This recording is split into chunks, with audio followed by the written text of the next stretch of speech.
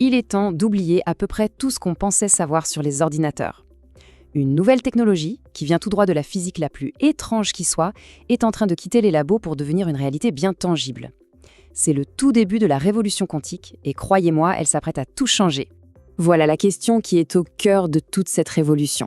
Imaginez une seconde un outil capable de créer des médicaments sur mesure en quelques jours à peine, ou d'inventer des batteries qui ne se déchargent quasiment jamais. Non, ce n'est pas de la science-fiction. C'est la grande promesse de l'informatique quantique. Alors voici notre programme, on va voir ensemble comment cette technologie est née, comment elle fonctionne, qui est dans la course pour la maîtriser, ce qu'elle peut réellement accomplir, et pourquoi pourquoi elle représente aussi une menace majeure pour notre sécurité à tous. Une chose est sûre, l'informatique quantique a définitivement quitté les pages des romans de science-fiction. Aujourd'hui, on parle de géants de la tech, de nations entières qui investissent des milliards dans une course absolument effrénée. Avec un seul but, construire le tout premier, le vrai ordinateur quantique universel. Bon, allez, on plonge dans le vif du sujet. Pour vraiment saisir cette révolution, il faut jeter un œil à ces outils. Tout repose sur une idée folle, exploiter la matière à son niveau le plus fondamental, en utilisant les lois, disons-le, étranges et merveilleuses de la mécanique quantique. Et là, on touche à la différence fondamentale.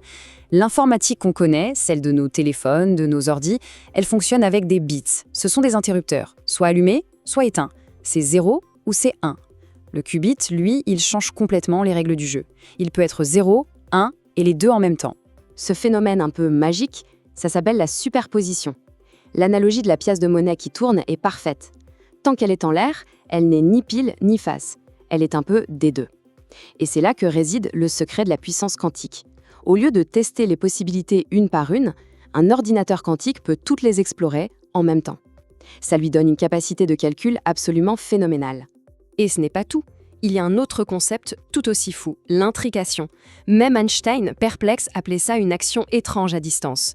C'est un lien invisible, mystérieux, entre deux qubits ou plus. Si on mesure l'un, on sait instantanément ce que fait l'autre, peu importe la distance qui les sépare. C'est une sorte de connexion instantanée qui permet de créer des calculs d'une complexité inimaginable.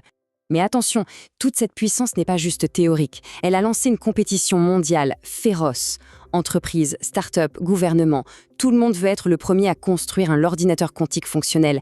Et chacun parie sur une technologie différente.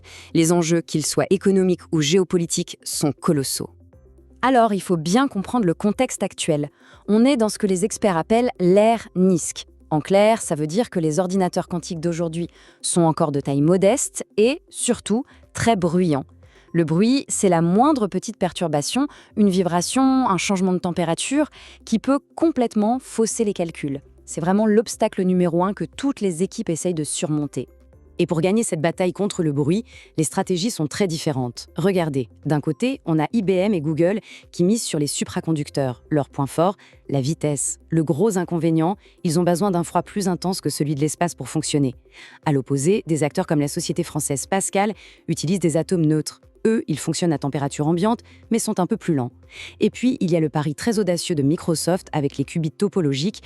En théorie, ils sont parfaits contre les erreurs. Mais pour l'instant, ils sont extrêmement difficiles à créer.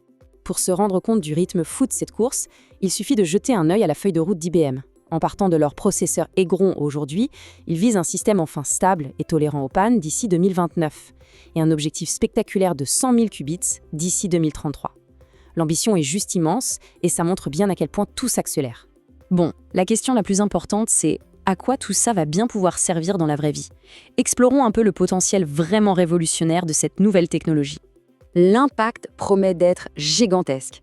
En santé, imaginez pouvoir simuler des molécules pour tester des milliers de médicaments potentiels en quelques heures, au lieu de plusieurs années. En finance, il s'agira de gérer des risques financiers avec une précision jamais vue. En intelligence artificielle, le quantique pourrait entraîner des modèles d'apprentissage bien plus puissants. Et en science, on pourra concevoir des matériaux sur mesure, atome par atome. Prenons un exemple bien concret en finance, avec un algorithme comme le QAOA. Première étape, on traduit un problème financier très complexe, comme l'optimisation d'un portefeuille d'actions, dans un langage que la machine quantique comprend. Ensuite, grâce à la magie de la superposition, elle explore toutes les combinaisons d'investissement possibles en même temps. Et enfin, elle identifie la combinaison qui offre le meilleur rendement pour le risque le plus faible. C'est ça la solution optimale. D'accord, mais alors, c'est pour quand tout ça? Ce graphique y montre un consensus assez clair. 76% des experts, soit plus des 3/4, s'attendent à un avantage quantique concret pour des problèmes bien spécifiques d'ici 10 ans. Le message est simple. La question n'est plus de savoir si ça va arriver, mais bien quand. Et tout ça nous amène au double visage de cette technologie. Parce que si l'informatique quantique peut construire de nouveaux mondes, elle peut aussi détruire le nôtre. En fait, elle pose une menace existentielle à toute notre cybersécurité moderne. Le danger est déjà là, à cause d'attaques qu'on appelle « stocker maintenant, décrypter plus tard ». C'est simple, des acteurs malveillants peuvent intercepter et enregistrer nos données chiffrées aujourd'hui, en attendant patiemment d'avoir un ordinateur quantique assez puissant pour tout casser dans le futur. C'est une véritable confrontation qui se prépare. D'un côté, on a l'arme, l'algorithme de Shor. C'est un programme quantique capable de pulvériser les systèmes de cryptage qui protègent nos virements bancaires et nos emails. De l'autre côté, on a le bouclier, la cryptographie post-quantique ou PQC. Ce sont de nouveaux algorithmes conçus pour nos ordinateurs actuels, mais qui seraient résistants même aux attaques d'un superordinateur quantique. Et cette défense, elle se met activement en place. Très récemment, en août 2024, l'Institut américain des normes et de la technologie, le fameux NIST, a finalisé ses premiers standards. Le plus important, Crystals Qber, est appelé à devenir le nouveau pilier de nos communications sécurisées. Sa sécurité repose sur un problème de maths que même une machine quantique aurait un mal fou à résoudre. Et il y a vraiment urgence. Cette statistique, elle est frappante. Selon une étude sérieuse, il y a 1 chance sur 2 pour que le cryptage standard qui protège nos données aujourd'hui soit complètement cassé d'ici 2031. La transition vers ces nouvelles normes de sécurité, ce n'est plus une option, c'est une nécessité absolue. La révolution quantique est donc bien en marche. D'un côté, elle promet de résoudre des problèmes qu'on croyait insolubles. Mais de l'autre, elle nous force à reconstruire les fondations même de notre monde numérique. La question reste donc entière. Sommes-nous vraiment prêts pour cette transformation radicale ?